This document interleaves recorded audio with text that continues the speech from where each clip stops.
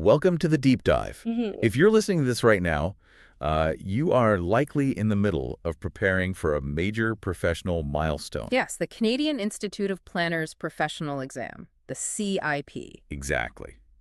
We know the sheer volume of study materials you are working through right now is, frankly, It's intense. It overwhelming. really is. You already know the stakes of this exam, so our goal today is to give you a highly targeted, highly efficient review session that treats you like the professional you are. Right, no fluff. No fluff. Our mission today is to completely master one specific vital document you need for the test. We're looking at the CIP Climate Change Committee's Climate Change Glossary of Terms from spring 2018. And we are going to walk through the exact vocabulary they've outlined. We'll unpack not just what the words mean, but, how they actually function in a planner's toolkit. Which is so important. Why is it absolutely crucial for them to dedicate time specifically to this glossary? Well, because in the planning profession, language is never just semantics. The words you use literally shape public policies, zoning bylaws, and ultimately the physical safety of a community. The stakes are real. Very real. The CIP Climate Change Committee put this document together for one overarching reason, which they state right up front. They are striving for clarity. Right. As they explicitly warn in the text, if the language planners use to express technically challenging topics is complicated or inconsistent, the message just gets lost. And that leads to confusion among stakeholders. Exactly. It leads to highly inefficient efforts and quite dangerously incorrect or incomplete results. A common language is really the only way planners can reliably build actionable, legally sound policies. And they didn't just pull these definitions out of thin air either. To give you some context on the source provenance, which, by the way, is a great detail to keep in mind, for the exam, the committee meticulously selected and revised these terms from a stack of incredibly robust sources. Some of the best available. Truly. We are talking about the European Climate Adaptation Platform, the IPCC's fourth assessment reports, the United Nations Framework on Climate Change, Engineers Canada's PIEVC glossary, and Simon Fraser University's Climate Risk Report. It is the gold standard of terminology. It is. Now, before we get into the weeds, a quick note. This glossary covers policies and frameworks that inevitably touch on political subjects, like international climate agreements and national targets. Sure, it's unavoidable in this field. Right. But we are here to impartially break down the material exactly as the CIP presents it. We're not taking sides or endorsing specific viewpoints. Our only goal is to impartially convey the ideas in the source material so you can ace this exam. That's the mission. Okay, let's unpack this. We have conceptually categorized the document's terms into 5 logical sections to make them easier to synthesize. Makes it much easier to digest. Definitely. The first cluster of concepts forms what we can call the foundations of action. The core starting point here is term number 1, adaptation. Which is foundational for a reason. The glossary defines adaptation as any adjustment in natural or human systems in response to actual or expected climatic stimuli or their effects. And the intended goal there is to either moderate harm or to exploit beneficial opportunities. Right, but the text also draws some lines between different types of adaptation, like anticipatory adaptation versus institutional adaptation. How should a planner distinguish those for the exam? The key is in the timing and the mechanism. Anticipatory adaptation happens proactively before an event occurs. Institutional adaptation, on the other hand, refers to the bureaucratic and systemic changes an organization makes to handle these challenges. Okay, makes sense. But the concept of adaptation itself naturally leads directly into the second term, which is the idea of an adaptation strategy. Right, term number 2. If adaptation is the adjustment itself, the adaptation strategy is the broad plan of action that actually gets implemented through specific policies and measures. So it's a general plan designed for a country, a region, or a municipality specifically to address the impacts of climate change. Exactly, including variability and extremes. When you are evaluating an adaptation strategy, you're looking at a mix of policies selected to meet the overarching objective of reducing that specific region's vulnerability. So the strategy is the blueprint, and the adaptation is the building itself. That's a great way to look at it. That leads us to term 3, the metric used to measure if that blueprint actually worked, the baseline. Ah, the baseline. The glossary presents the baseline or the reference as the state against which change is measured. But there is a massive nuance here for the exam, right? Planners have to differentiate between a current baseline, which just represents present-day conditions, and a future baseline. Yes. Wait, so when the glossary talks about a future baseline, how is that different from just running a regular forecast of what the weather will be like in 10 years? That is exactly where planners often get tripped up on the exam. Really? Yeah. A future baseline is a projected future set of conditions that specifically excludes the driving factor of interest. Oh, interesting. Yeah. Excludes it. Right. Let's say you're trying to measure the impact of a specific zoning intervention on urban heat. Your future baseline isn't just a guess of future temperatures. It is a highly specific projection of what the future would look like if your intervention did not exist. I see. So you are projecting the future minus that one specific variable. Exactly. The glossary also notes that alternative interpretations of reference conditions can actually give rise to multiple baselines. Establishing that precise starting line is the only way you can accurately measure the true impact of your policies. That makes the distinction much clearer. In the context of international policy baselines, the document also brings up term 4, the carbon market. Yes, under the Paris Agreement. Right. This is the trading system where countries can buy or sell units of greenhouse gas emissions in an effort to meet their national limits. But looking closely at the text, the name itself seems like a bit of a misnomer. What's fascinating here is that the term carbon market is indeed misleading, though universally used. Because they aren't just trading carbon. Exactly. Countries aren't exclusively trading carbon. The market covers a wide variety of greenhouse gases. But because international agreements require a standardized unit of economic measurement, all of those other non-carbon gases are measured in units called carbon dioxide equivalents. So when a question comes up about the carbon market, remember, it is an umbrella term encompassing much more than just carbon dioxide. Precisely. Now that we have those foundational actions established, let's move to our second section and look at how the glossary defines the atmosphere itself. This is critical because mixing up weather and climate on a professional exam is a cardinal sin. It really is. We know weather's the short-term reality, what is happening today or tomorrow. Term 5, climate, however, is defined in the text as the long-term statistical description of the mean and variability of relevant quantities over a period of time. And that period can range from months to thousands or even millions of years. But the glossary points out a very specific time frame established by the World Meteorological Organization, or WMO. They consider 30 years to be a normal period for defining climate, usually tracking surface variables like temperature, precipitation, and wind. Building on that 30-year normal, we get term 6, the specific definition of climate change. This refers to any systematic change, meaning the statistics are demonstrably higher or lower in the climate over time. So the key differentiator is the duration. Yes. This systematic change in the long-term statistics must be sustained over several decades or longer. And crucially, the glossary specifies that climate change may be due to natural internal processes, natural external forces, or as a result of human activity, which the text refers to as anthropogenic. That distinction between internal and external forces is interesting, especially when the text moves on to term 7, which defines climate variability. Right. If climate change is a sustained, systematic shift, climate variability is framed more like standard deviations.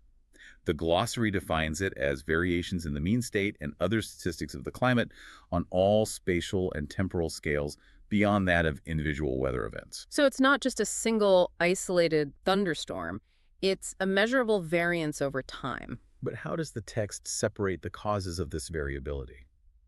For your exam, you must understand the two distinct categories the glossary provides. First, variability can be due to natural internal processes within the climate system itself. This is appropriately called internal variability. Okay, internal processes equal internal variability. Right. Second, it can be due to variations in natural or anthropogenic external forcing, which is external variability. The glossary provides very specific examples of this external forcing, pointing to changes in solar emission or slow changes in the Earth's orbital elements. Knowing the difference between a natural orbital cycle and an internal atmospheric process could easily be a trick question on the exam, so that's a great detail to lock down. Now that we understand the atmospheric mechanics, let's look at how those mechanics actually hit the ground in our neighborhoods. This brings us to Section 3, the concepts of risk, vulnerability, and the community. This is where it gets very tangible for planners. Yes. Term 8 puts a spotlight on community-based adaptation. This isn't just a top-down mandate. It is defined as a proactive, forward-looking approach that focuses attention on empowering and promoting the adaptive capacity of communities. And the true value of community-based adaptation, according to the text, is how it leverages highly localized strengths. How so? It explicitly treats local contexts, culture, knowledge, agency, preferences, and the particularities of communities as empowering tools rather than obstacles to be managed. I love that. It is an approach that builds resilience from the ground up by trusting the specific sociocultural dynamics of the area. And those localized areas rely entirely on our next concept, term 9, critical infrastructure. As a planner, this is your daily reality. The text defines these as the physical and information technology facilities, networks, services, and assets in a community. The glossary gives a comprehensive list of what qualifies: energy installations, communications and IT, finance like banking and securities, healthcare, food, water systems like dams and treatment networks, transport including airports and mass transit, government services, and the production and storage of dangerous goods. It's a massive list. It is. But surely not every road or local bank branch meets the threshold of critical. They do not. The defining characteristic of critical infrastructure in this glossary is the severe impact of its failure. Yeah. An asset only crosses the threshold into critical infrastructure if its disruption or destruction would have a serious impact on the health, safety, security, or economic well-being of the community. So it's not just that the asset is important or heavily used. No, it's that its loss creates a cascading crisis that fundamentally threatens the community's stability. Which flows perfectly into term 10, the definition of disaster risk. The glossary defines this as the potential for consequences, where something of value is at stake and the outcome is uncertain.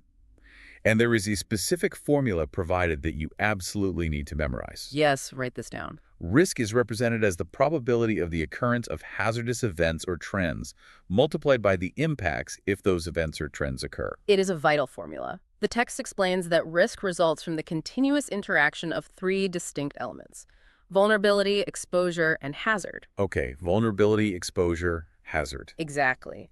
In climate change planning, disaster risks are those that could potentially lead to losses in lives, health status, livelihoods, assets, and services over some specified future time period. But here is the critical nuance you must understand. What's that? The definition reflects the concept of disasters as the outcome of continuously present conditions of risk. They aren't isolated surprises. They are the manifestation of existing vulnerabilities. That reframes it completely. Disaster risk comprises different types of potential losses which are notoriously difficult to quantify. But nevertheless, the glossary insists that with knowledge of the prevailing hazards and patterns of population and socioeconomic development, disaster risks can be assessed and mapped. Being able to assess and map those risks requires an understanding of the specific triggers causing them. Which brings us to section 4. Let's shift to the physical mechanics of climate events, starting with term 11, emissions. Right. In this context, the glossary defines emissions simply as greenhouse gases released into the air.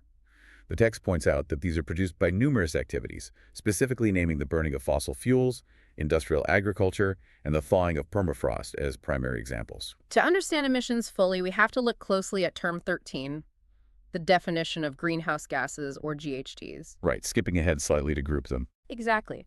The technical definition provided is that these are gaseous constituents of the atmosphere, both natural and anthropogenic.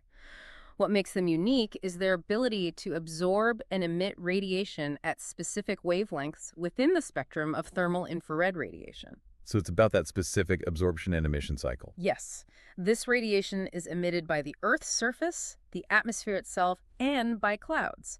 That specific cycle is the precise mechanism that causes the greenhouse effect.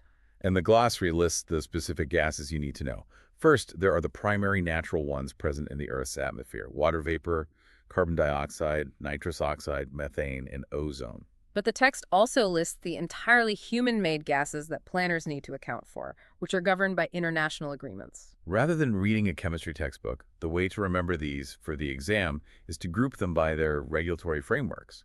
You have the chlorine and bromine-containing substances like halocarbons, which are dealt with under the Montreal Protocol. Right. And then, alongside carbon dioxide and methane, the Paris Agreement specifically targets fluorinated gases, things like sulfur hexafluoride, hydrofluorocarbons, and perfluorocarbons. Keeping those regulatory groupings straight will absolutely serve you well on test day.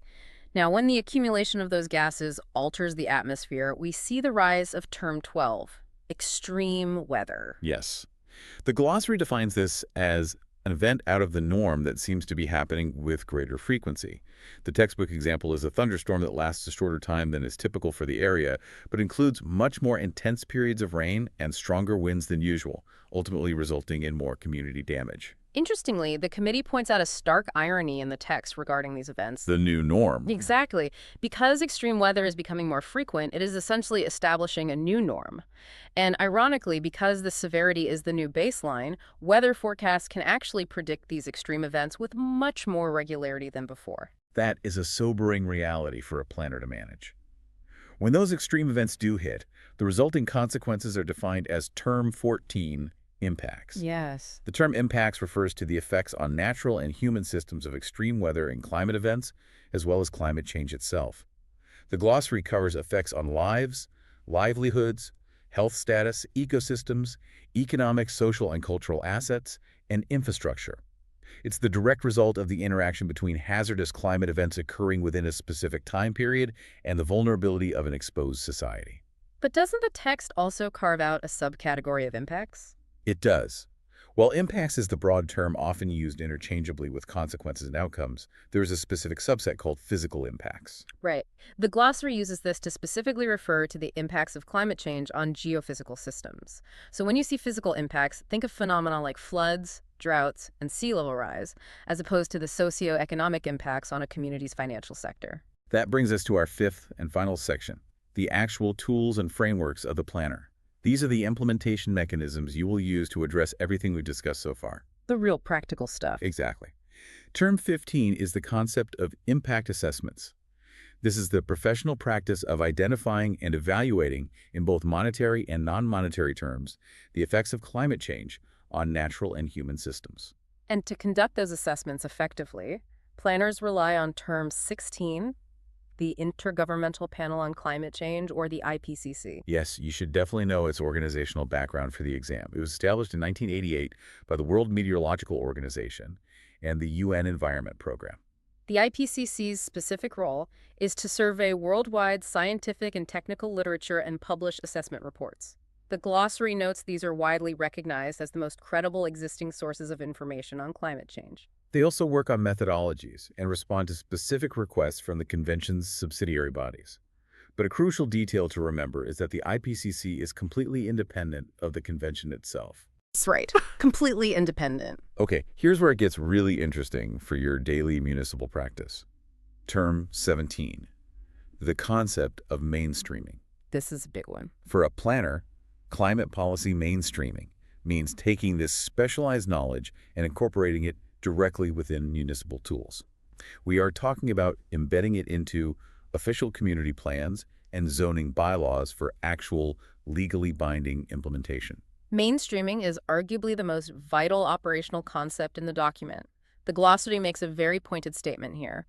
Without mainstreaming, climate policy rests solely in the purview of the academic and not-for-profit sectors. Which isn't enough. No, it isn't. It might be completed just to satisfy funding requirements or grant applications, but without mainstreaming, it simply will not have the political or technical support needed to actually be implemented at the community level. Mainstreaming is what takes a theory and gives it the teeth of a bylaw. Exactly. But of course, interventions don't always go according to plan. Term 18, the glossary defines maladaptation as any change in natural or human systems that inadvertently increases vulnerability to climatic stimuli. It's an adaptation that completely fails in its primary goal of reducing vulnerability and tragically ends up increasing it instead. It is the ultimate cautionary tale. A planner might design a seawall that inadvertently redirects floodwaters into an adjacent lower-income neighborhood. That is maladaptation. You must constantly evaluate if your interventions are functioning as intended. Which leads us to term 19, mitigation. The glossary frames this as the longer-term counterpart to adaptation. Mitigation is an intervention specifically used to reduce the anthropogenic forces of the climate system. It includes strategies and measures to reduce greenhouse gas sources and emissions, but it also includes enhancing the use of sinks. Right, which are natural features that absorb carbon, such as forests or wetlands.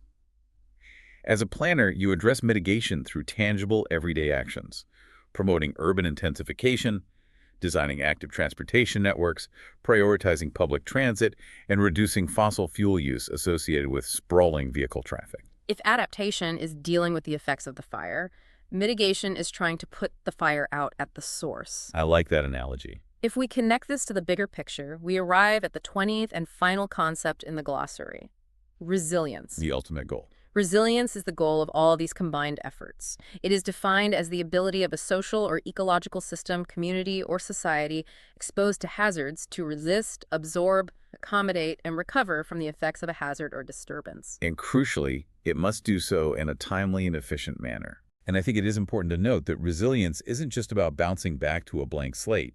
The text specifically notes that a resilient system recovers while retaining the same basic structure and ways of functioning.